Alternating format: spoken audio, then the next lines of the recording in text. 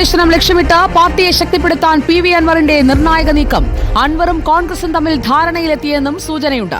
റിപ്പോർട്ടിലൂടെ മുന്നണി പ്രവേശന സാധ്യതകളെക്കുറിച്ച് തുറന്നു പറയുകയും ചെയ്തു PV അൻവർ. അല്ല, ആ വാതിൽ ആദ്യമേ ചാരിയിട്ടുണ്ടെന്നുള്ള അഭിപ്രായം എനിക്കില്ല. വാതിൽ ചാരിക്കിടക്കുകയാണ്, വാതിൽ അടച്ചു എന്നൊക്കെ പല വാർത്തകളും വന്നിരുന്നു. ഞാൻ ആ വാതിൽ പോയിട്ട് മുട്ടിയിട്ടില്ല, വാതിൽ അടച്ചിട്ടില്ല, വാതിൽ തുറന്നിട്ടില്ല. അല്ല, പിന്തുണ പ്രഖ്യാപിച്ചിട്ടുണ്ടെന്ന് മാത്രമല്ല, വലിയ പൊട്ടിത്തെറി LDF-ൽ ഉണ്ടാകാൻ പോവുകയാണ്.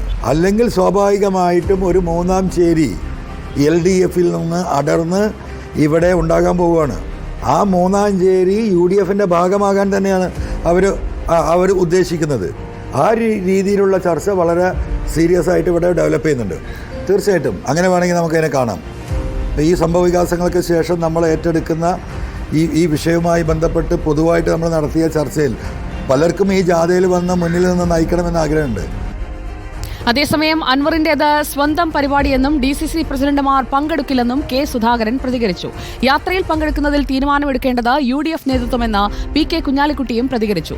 അൻവറിനെ പിന്തുണച്ചും എതിർത്തും കോൺഗ്രസിൽ അഭിപ്രായമുയരുന്നുണ്ട്.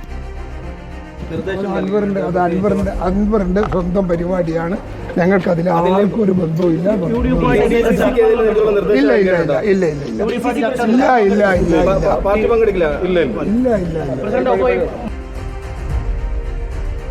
റോഷിപാൽ നമുക്കൊപ്പം. റോഷിപാൽ, തീരുമാനമായോ അൻവറിന്റെ യാത്രയിൽ? ആ പോസ്റ്ററിൽ കാണുന്നത് പോലെ ആരൊക്കെ ഉണ്ടാവും?